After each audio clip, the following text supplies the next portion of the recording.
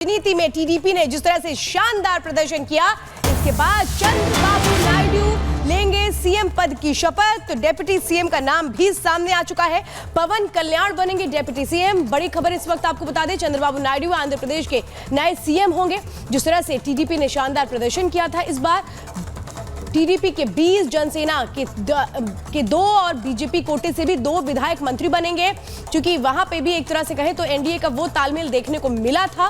चंद्रबाबू नायडू आंध्र प्रदेश के मुख्यमंत्री होंगे, ये क्लियर हो गया है। और इसी के साथ आपको बता दें, ये भी तय हुआ है कि किसको कितने रेशियो के साथ मंत्री बनाया जाएगा, यानी जो कोटा है वो डिसाइड कर दिया गया है। बीजेपी के भी कोटे से 2 लोगों को, जो 2 विधायक हैं, उन्हें भी मंत्री बनाया जाएगा, जबकि जनसेना से 3 और टीडीपी के 20 होंगे, क्योंकि टीडीपी सबसे ज्यादा सीटें लेकर के आया था। बीजेपी, टीडीपी और जनसेना तीनों ने मिलकर के चुनाव लड़ा था। और इसी के साथ आपको बता दें, जो एलोकेशन है कि कौन किसको क्या मिलेगा, यह भी डिसाइड हो चुका है। और चलिए आगे बढ़ते हुए एक और बड़ी खबर का रुख कर लेते हैं। नीट परीक्षा मामले में सुप्रीम कोर्ट ने एनटीए को अब नोटिस जारी कर दिया है, साथ ही परीक्षा की काउंसलिंग पर रोक से इनकार भी किया है। पूरी खबर देखिए 1 मिनट की रिपोर्ट में। नीट परीक्षा के मामले पर सुनवाई के दौरान सुप्रीम कोर्ट ने एनटीए को नोटिस जारी किया है। कोर्ट का कहना है कि परीक्षा की पवित्रता प्रभावित हुई है, ऐसे में एनटीए से जवाब मांगना बनता है और नोटिस इसीलिए दिया गया है। सुप्रीम कोर्ट ने फिलहाल परीक्षा की काउंसलिंग पर रोक लगाने से इनकार कर दिया है। साथ ही एनटीए को नोटिस जारी कर पहले से लंबित याचिका के साथ टैग किया। मामले में अब अगली सुनवाई 8 जुलाई को होगी। बता दें कि नीट परीक्षा रिजल्ट में कथित तौर पर गड़बड़ी को लेकर सुप्रीम कोर्ट में याचिका डाली गई थी। याचिका में 1563 उम्मीदवारों को ग्रेस मार्क्स देने के फैसले को चुनौती दी गई। साथ ही परीक्षा को रद्द करने की मांग की गई। 5 मई को नीट की परीक्षा हुई थी और 14 जून को नीट का रिजल्ट आना था, लेकिन समय से पहले 4 जून को रिजल्ट आने पर छात्रों ने गड़बड़ी का आरोप लगाया और विरोध जताया। Bureau report, Republic Bharat. तो नीट का ये पूरा मामला देखिए सुप्रीम कोर्ट पहुंचा और सुप्रीम कोर्ट में इस पूरे मामले को लेकर आज सुनवाई हुई और सुप्रीम कोर्ट की तरफ से क्या कहा गया वो आपको बता दें।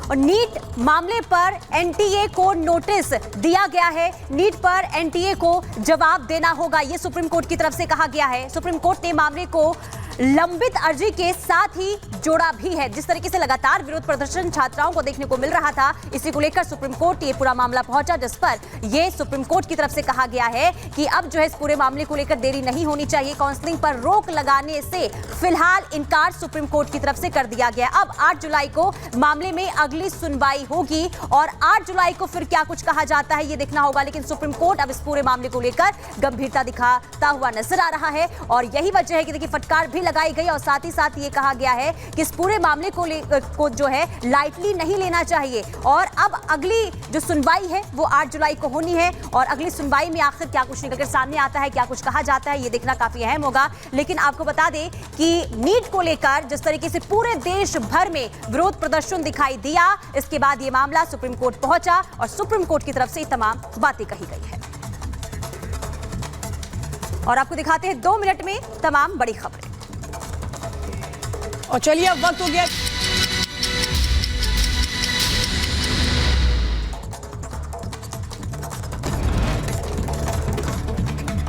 नीट परीक्षा पर सुप्रीम कोर्ट में हुई सुनवाई के दौरान कोर्ट ने परीक्षा की पवित्रता को प्रभावित बताया, कहा मामले पर एनटीए जवाब दाखिल करे।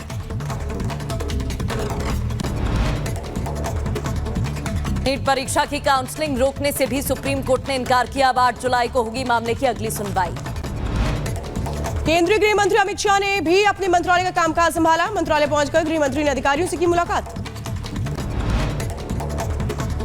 इधर केंद्रीय स्वास्थ्य मंत्री जेपी नड्डा ने भी मंत्रालय पहुंचकर अपना कार्यभार संभाल लिया है। अधिकारियों ने जेपी नड्डा का स्वागत किया। अधिकारियों के साथ कई मुद्दों पर चर्चा हुई। एस जयशंकर ने मोदी सरकार की तारीफ की, कहा सरकार ने कोविड की स्थिति से निपटने में भी निभाई बड़ी भूमिका, ये बहुत बड़ी संतुष्टि की बात है। गिरिराज सिंह ने संभाला टेक्सटाइल मिनिस्टर का पदभार संभालने के बाद बोले केंद्रीय मंत्री गिरिराज, कहा ये सबसे ज्यादा नौकरी देने वाला सेक्टर, मोदी जी के दिशा निर्देश में करेंगे काम। केंद्रीय मंत्री चिराग पासवान ने संभाला अपने मंत्रालय का कामकाज। पदभार संभालते ही चिराग ने की प्रधानमंत्री मोदी की तारीफ, कहा प्रधानमंत्री मोदी के एजेंडे पर करेंगे काम। चुनावों के बाद मुख्यमंत्री योगी आदित्यनाथ का एक्शन जारी, कैबिनेट सेक्रेटरी, गृह सचिव और डीजीपी के साथ की बैठक, लापरवाह पुलिसकर्मियों पर सख्ती के दिए निर्देश। महाराष्ट्र बीजेपी ने भी 14 जून को बुलाई अहम बैठक में deputy CM Devendra Fadnavis, Maharashtra BJP अध्यक्ष समेत कई बड़े नेता रहेंगे मौजूद, आगामी विधानसभा चुनावों को लेकर होगी चर्चा। और इधर मंत्रालय बंटवारे पर उठाए गए तेजस्वी के सवाल पर जेडीयू नेता नीरज कुमार ने बोला हमला, कहा नौकरी के बदले जमीन की कोई गुंजाइश नहीं है, कैबिनेट में किसे रखना है किसे नहीं, पीएम मोदी का फैसला। दिल्ली में आप सरकार के खिलाफ प्रदर्शन, महिलाओं ने वादे से मुकरने का लगाया आरोप, 1000 ना देने पर नाराजगी और नारेबाजी। श्रीनगर में पाकिस्तान समर्थक संगठन के खिलाफ प्रदर्शन, लोगों ने भूख हड़ताल कर जताया विरोध।